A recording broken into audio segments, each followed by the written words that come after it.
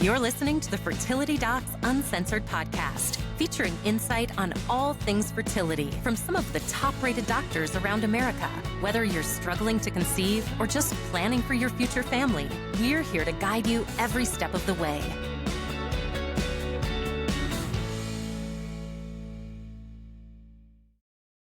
Hi, everybody. We're back with another episode of Fertility Docs Uncensored. I'm one of your hosts, Dr. Abby Eblin from Nashville Fertility. Today, I am joined by my lovely and talented co-host, Dr. Susan Hudson from Texas Fertility.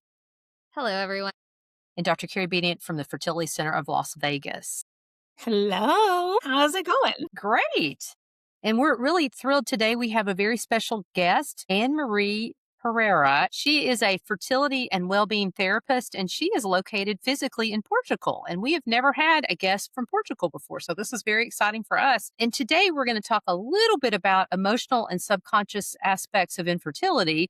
But before we do that, we're going to answer a listener question first, and then we'll get right into and talk to Anne-Marie. Hi, everyone. Very happy to be here. Hello.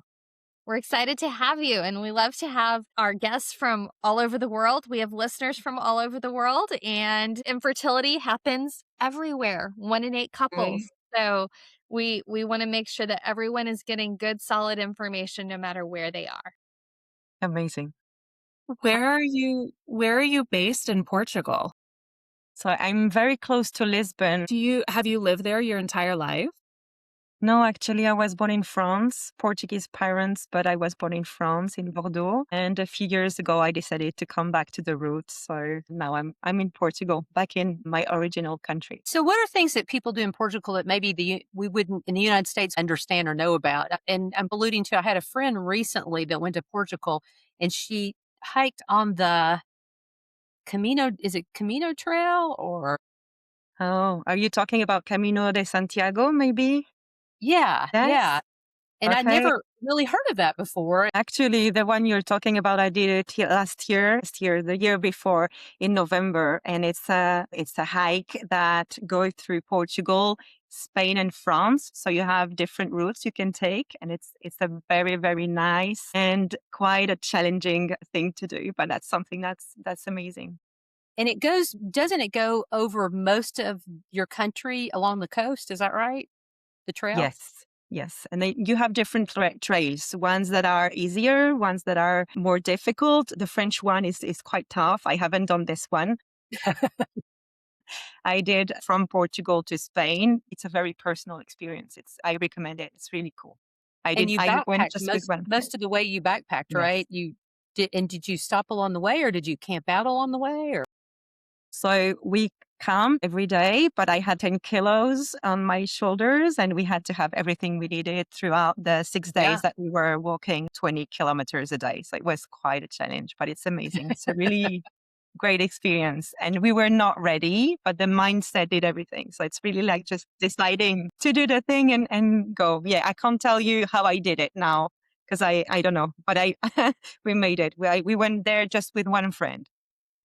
I recently read a book about this woman, and it was a fictional story, but it was about the Appalachian Trail. And I keep on thinking about that when you're talking about this. So I have to say that for you to do one of those types of big treks, that takes a lot of emotional as well as physical fortitude to be able to make that. So my hat's off to you, because I don't think that would be my cup of tea personally. I think it'd be really fun, but I don't know that I could really walk that far for that. I mean, because my friend did 6 or 8 miles a day or something. It was a lot. Yes. But that's awesome. So we're going to answer a question, then we'll get just a minute to our topic. So Susan, do you have a question for us? Okay, so our question today is, hey ladies, I love your podcast. Thank you so much for listening. I am a 29-year-old who has had 5 miscarriages, 1 triploid, 1 blighted ovum, 3 losses at 10 weeks, 2 DNCs, with a former partner. We did 1 round of IUI, and it was a chemical pregnancy. I am now with a new partner who's 47 years old, and we just got our labs back. My estradiol was 90, AMH was 3.5, all other labs were normal. My husband's semen analysis was motility 27%, count 13 million per milliliter with mild teratospermia 2%. We were told IVF with ICSI and PGTA would be our best option. However, and I know you hear this a lot, financially, that's very tough on us. Would it be worth the cost to go straight to IVF, or would these numbers be adequate for IUI? Trying to limit heartbreak and cost as much as possible. Thanks. I mean, it seems like there's really two questions there that she's asking. And one is the straight up medical question, which is, can you do IUI in that scenario? Which the answer is yes, you can. I mean, she hasn't mentioned anything about a blockage of tubes or things like that. The low sperm count is Motility. Yeah. the motility is going to be borderline, but you can do it. It's a question of what are the success rates of it, which of course are going to be low, but she already knows that. And especially with the rest of her history. And so this is a fabulous question for Anne Marie to be here for because it dovetails so nicely into all of the subconscious and emotional aspects of infertility. So what do you think about a case like this, Anne Marie, where she's been through 5 losses and some of them have been a little further along, like a 10-week loss? A loss at any point is always awful, but the further along you are, the more challenging, at least I think it is for our patients. It certainly is for me and the staff. The further along you are, the closer you are to thinking we made it, and then the rug gets pulled out from underneath you. So how would you answer this type of question, Anne Marie, with not only the financial components, but the emotional that goes into it as well, given her history? I think with regards to what I see in women, there's a lot of inner trust that needs to be rebuilt when all of this happens, all of these challenges happen. Because whatever process you go on after, whatever she decides, there's a moment where I see women really handing all of the process to the clinic or to the doctor helping her. But there's this loss of inner trust in the body that this is possible. So I think there's a lot to be recreated here that maybe she has lost along the way that can really help because what I see in my work is that all of this stress will somehow have an impact in the body, which is contracting the body. That's what I see a lot. And what we want is the body to open to receive that baby. So that's where I see that having this emotional help will help her looking at herself, looking at the process, whatever process she decides to go on. And then obviously you will be the right people to tell her this is the right process for the results that you have, but that her mind and body are really open for the process so that things happen differently in terms of how she goes through the process, how she sees it, and how she feels inside as she goes through it. So I'd So, say Anne Marie, that. what are some specific things that you can tell her to retrain her thinking or to help her get through this? Because I know there's certain exercises and different things that patients can do. What have you found to be helpful in a situation like that? So, what I see a lot in women from our generation is that we've been taught to be independent, to do everything on our own. And if we can't do that, we feel like we're not valuable. So, we take all of the value from achieving and from doing everything by ourselves. So, it's very difficult, or I see it very difficult, and I've seen certainly in myself at one point to ask for help. And I see a lot of women coming to me after having tried many different things. And it's like it's the last chance. And I love to see women understand, okay, this is becoming difficult. I'm going to look for help and I'm going to find somebody that can help me. And in this case, really having a hand that can help you understand what's happening emotionally inside and having some kind of support. There's a few things that can be done. You can have relaxation or yoga or other kinds that are more well known that help with regards to lowering the stress. What I would advise is if we see that it's not enough, that we still feel the body contracting and we still feel negative thoughts, negative emotions throughout the process, then find help, whatever it is, but that makes sense to help her during this new process. Because sometimes if you have something you need to work on emotionally, and you still go through the process and it works out, which is amazing, you'll have the baby and you'll still have these emotions that you need to deal with. So it's very important to understand that the process itself, which is amazing, that doctors will help us have the baby, won't treat any emotional challenges that the person is going through before the process. There's something about spring that feels like possibility. The days are brighter, everything feels a little lighter, and for many of you, this may be the season you're thinking about the next steps in your fertility journey. If IVF has been on your mind, we want you to feel hopeful, but also informed. At Fertility Docs Uncensored, we spent years answering your questions and helping patients navigate IVF with clarity and confidence. And we took everything we've learned, plus the thoughtful questions you've sent us, and created one comprehensive, easy-to-understand guide, the IVF Blueprint. This book walks you step by step through the IVF process in the same straightforward, down-to-earth style you know from us. We explain what to expect, how decisions are made, and what really matters so you can move forward feeling steady and supported.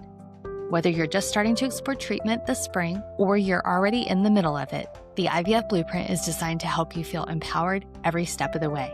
You can find it in print, ebook, and audiobook with the special conversation from the three of us at the end, wherever books are sold, and at fertilitydocsuncensored.com. If this season feels like a fresh start, let it be the one where you move forward with clarity, confidence, and real hope. What are some of the techniques or types of therapy that, if the relaxation things aren't working, that someone could look at doing? What are some of the components of those parts of the treatment? So there's plenty of therapies, right, that can be used. I can speak about my experience with the women I work with. The tools that I use is mainly hypnotherapy. So it's really looking at what's underneath, what's hidden. So sometimes we talk about trauma. What I've seen is that sometimes there's not such thing as a big trauma. It's really about what emotion was kept throughout mainly childhood. So like 90% of my clients go to something that happened in childhood mainly. So it's really understanding, okay, what is it that happened that I'm bringing in my adult life and that somehow is impacting my body and is impacting my fertility. So, what's an example of something that you typically see that people hold on to from childhood? I have an example that's coming to mind. I worked a few years ago with a lady. She was 45 years old and she had been through several rounds of IVF. And she came to me after having tried many different things, but she understood that there was something underneath that might be impacting her. When we worked together, and this is an example, but a lot of my clients are in similar situations, they themselves were a surprise baby. So usually young couple that got pregnant, or they were young, or the mom was going through contraception. So the baby was not expected in that moment. Interesting. And in her case, when we worked on her and when we basically asked the question to your mind, okay, why is this happening to me? The question the answer that came for her was because her parents were so young when they had her, they didn't really know what to do with that baby. They didn't know how to play. They didn't know how to take care of that baby. And a few years later, she had a sibling. When that sibling came, the parents were completely different parents. They had time, they played, they treated that second baby completely different. So what got imprinted in my client was you have to be older to be a good parent. So it's like you've grown up, you're ready, you think you're ready, you have a good situation, you have a partner, but somehow inside that imprint got that message. You have to be older. But when is old enough? And that's what we worked on in her case. So it's going to be very specific to each person, obviously. I can imagine that would be a very challenging thing because, okay, so in your mind, you're like, I needed to be older. I needed to be more established in my career, in our relationship, all those things. Waiting that time does gain you insights, education, life experience.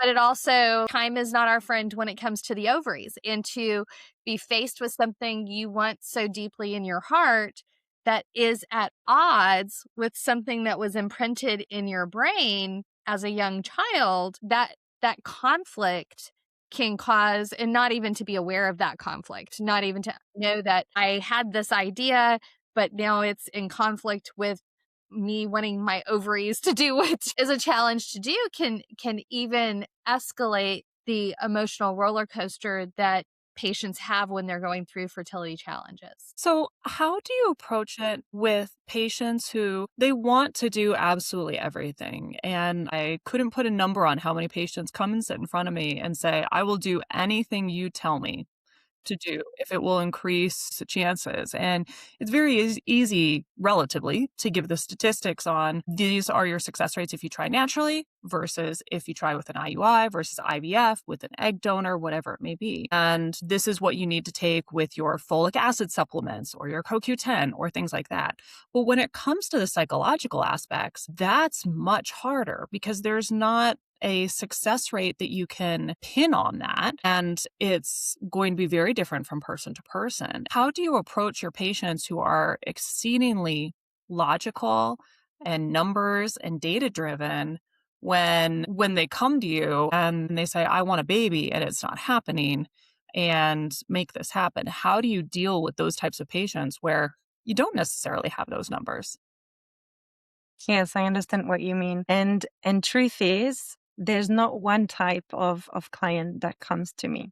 So you have people that have been through several rounds of IVF and they want to take a break and they just want to feel like themselves again. They want to feel like they're women. They want to take all of this heaviness out of them. So sometimes that's what happens. Other times, people want to try naturally. So it's like, okay, I've tried all the things that I knew helped me with that part that I haven't looked at before. And sometimes they have no hope anymore to have a baby. They just want to function. So all of them will have different objectives in terms of how they want to feel. And sometimes, yeah, people ask me, what percentage can you promise me somehow? And I say, I don't have a crystal ball, but I know that through that process, you'll feel better about yourself and your body will be ready to open to whatever is to come for you. So that's the intention, is really for them to feel good about themselves again, to feel joy, which is something that mainly they don't feel joy. They don't know what they like anymore. They're like in a roundabout and they wake up, they function. It's mechanical. It's about dates. It's about tasks. So they really have no joy in where they are. So these are mainly the people that come to me in that sense. Big news for the Bay Area. Reproductive Science Center of the San Francisco Bay Area is expanding. A brand new state-of-the-art IVF lab is now open in Menlo Park, RSC's second in the region.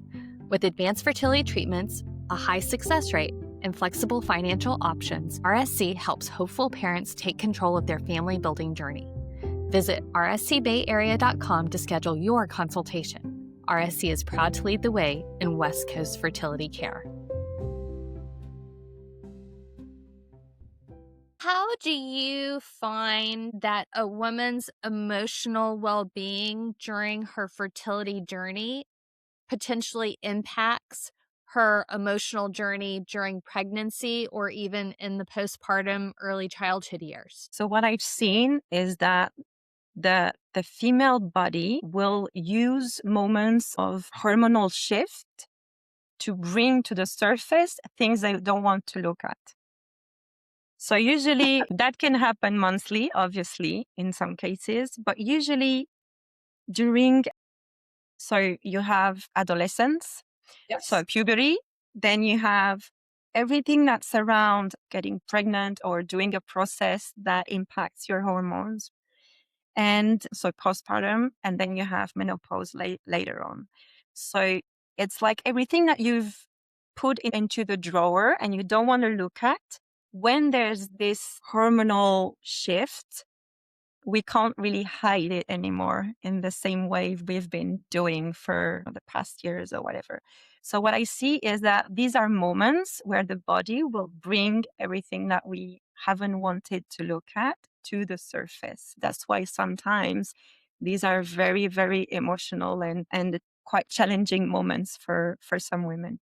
I'm loving to be with you. And I need to say that to you because I see little emotional help on these journeys. And it's so nice to see openness in terms of, okay, let's look at how women feel through these journeys emotionally. And I'm loving seeing more and more doctors and clinics opening this door because this is quite a journey for some women. Maybe for others, it won't be like that. But I see many women that really feel alone on these journeys. And I know you're in sync with that, with everything you're doing. So that's really good that we understand also that it's not just a physical process; it's also very emotional for women.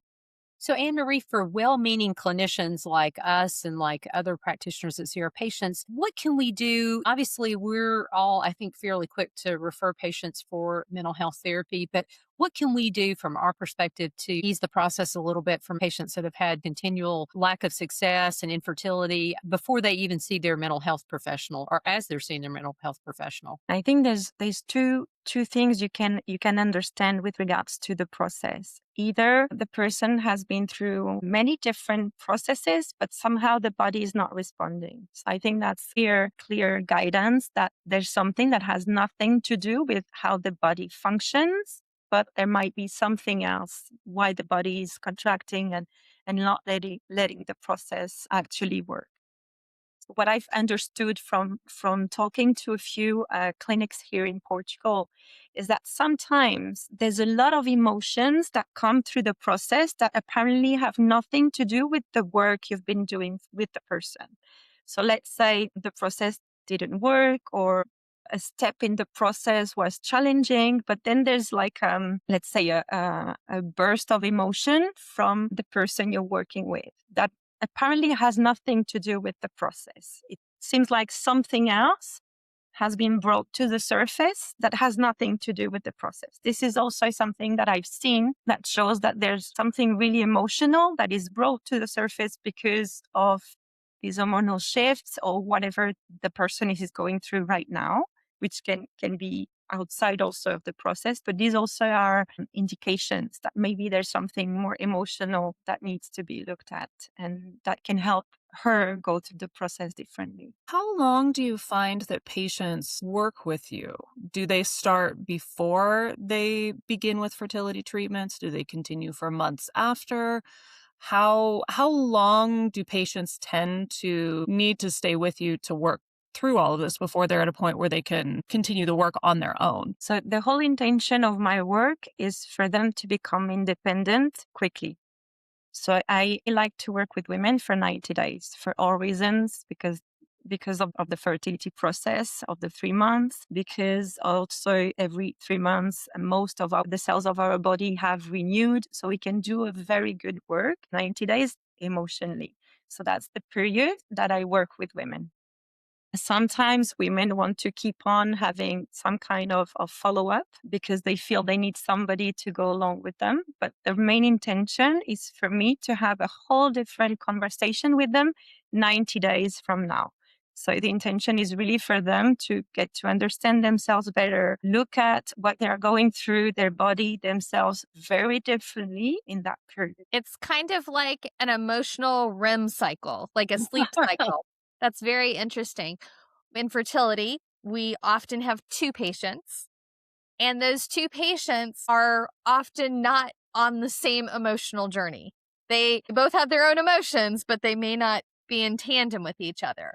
What are some words of advice that you offer to couples when they're going through this? So obviously, men and women function completely differently. If it's a couple with a men and women, of course, women tend to open more easily. We tend to more easily speak between ourselves, which on one side is good because we don't keep things for ourselves. On the other side, is challenging because women tend to go a lot online on groups, and I see a lot of negativity in those groups. So we need to be careful about that as well, because the fact that we want to feel we're not alone and we want to feel that other people are also going through the same, sometimes it is not the right environment to really feel good about the process and believe that the process will work out. What I say to them is we don't have a crystal ball, but we have to believe this is going to work until the last minute. This is good, but this is also challenging. So we really need to be careful of where do I spend my time? What do I look at? And where do I feed my emotions? Or where from? With regards to men, they tend to not talk a lot, even if I've already had the opportunity to have husbands sometimes contact me to help their wives, which I find amazing. I find it They very don't need beautiful. help. Their wives need help. No, but like to be open to this part of the emotions and very open to speak about it and speak how it's impacting the relationship as well, which I find very nice as well for them to open and speak about that. I'm seeing more and more male therapists specializing in this emotional part. Not not many, but a few, which is good, step by step. So I think that's really cool. Also, that men have this kind of support. What I think is it's bringing a lot from one side and another. And what I see happen a lot is so the wife won't want to say too much to the husband not to hurt him, and then the husband won't want to say too much to the wife not to hurt her. And Yeah. in the end, this creates a disconnection within the couple because each of them is really living the experience on their own, but it sometimes start to create some kind of separation. So I think communication is key to creating the communication and maybe seeing how to work on that. What I tell women when they work with me, but the challenge is on their partner's side, I like to tell them, and it's key that I say that so that women remember that the magic happens in their body. So even if the challenge might be outside, there's some kind of magic happening inside of the women's body. So there's still a lot they can do in terms of their mindset and how they approach a process to help it. So I think that we need to remember that. I think that's so important. I can say that I honestly feel that it's easier to get somebody pregnant who believes that they can get pregnant Yeah. as compared to somebody who's like, when I go into embryo transfer and somebody's like, this isn't going to work, I'm like, no, Yeah. no, you can't. Like, this is not the right time for you to have those thoughts. The power of positive thinking is, Yeah. it's very real for life, but it's very real for fertility as well. What's an example of an exercise that you give your patients to help them get through a tough moment? Especially when you're not immediately there, but they're going through their day-to-day life. What's an exercise you tell your patients to practice so that they can help get through those moments? So I actually work quite a lot with recordings. So even in my website that maybe you'll give later on, I have a recording with regards to fertility, and the intention is to be like a daily vitamin.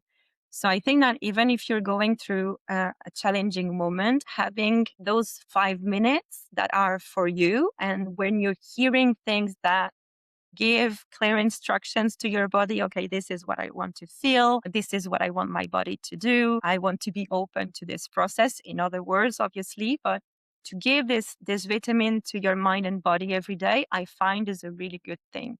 So something that whatever it is, whether it's that meditation or something that really make you feel good, and you make a commitment to yourself that those 5-10 minutes a day, I will do something that really makes me feel good before you have the challenge. So it's something that if you keep doing it every day, then when this challenge arises, and we know life happened, whatever it is, whether it's fertility or anything else, this will help us go through that challenge with different eyes and in a different way. Not wait for that challenging moment. Oh, what can I do now? Creating those small moments that help us build this inside feeling. What would a typical day look like for somebody that has come to see you?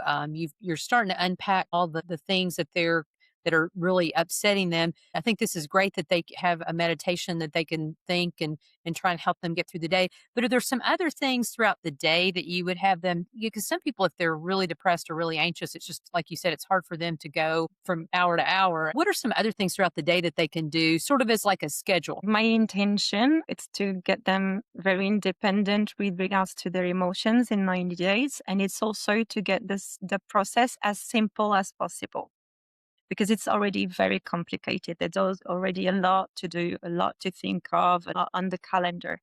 So the intention of the whole process is to have those sessions where we really look at the roots and understand, okay, this is why this is happening to me. This is why I have this challenge right now, and understand themselves better. Those small meditations, as I was saying, they are hypnosis recording, and they create those new habits of thoughts and emotions.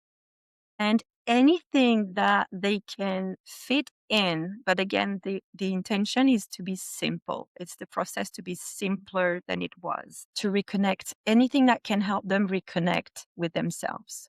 So it can be a walk, it can be take off your shoes and put your feet on the grass, it can be present in this moment or do something that you like. So I will incentive them to integrate in their life more joy. Remember things that they like. Create a list of things that they are not doing anymore. Places where every time they go there, they don't feel good. We take this out. Places where whenever they go there, they feel good. Okay, we're going to put more of that.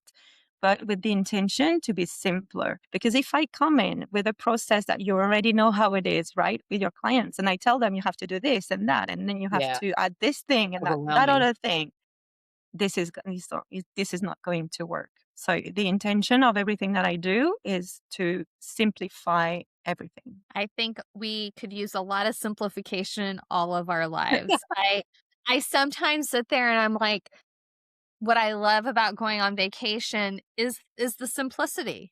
I don't have to be on my computer. I don't need to be on my phone. It's spending time with those people that I want to spend time with and experiencing positive experiences and trying to turn everyday life into that. I think we would all be emotionally more grounded if we did that. I think Maybe you are there's right. there's also simple things that we can do. Most of my clients don't sleep well. So looking at this as a basis can also be a good thing. What's your sleep habits? What can we do to improve your sleep? So sometimes it's very simple things that we can look at that will impact how they feel when they wake up. And of course, fertility, we know there's a lot to do as well with the rest of the body. And so it's really looking at whatever simple things I can change, I can tweak to help them. Well, Anne-Marie, any last words that you would like to tell our listeners that we haven't already covered? I think I want to remind women, as I was saying before, that a lot happen in them, a lot of magic happen in the female body. So they need to remember that.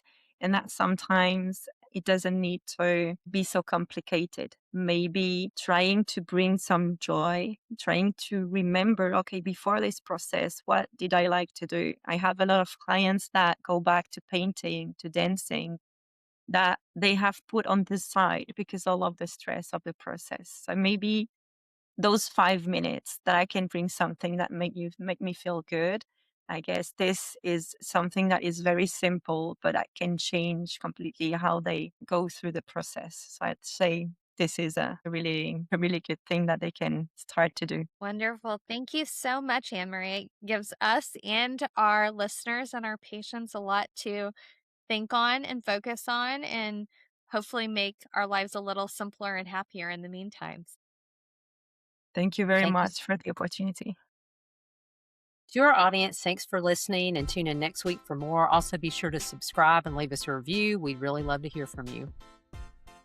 Visit fertilitydocsuncensored.com to submit questions and sign up for our email list. Pick up your copy of the IVF Blueprint at Amazon, Barnes & Noble, or your favorite bookstore. Check out our Instagram and TikTok for quick hits of fertility tips between weekly episodes.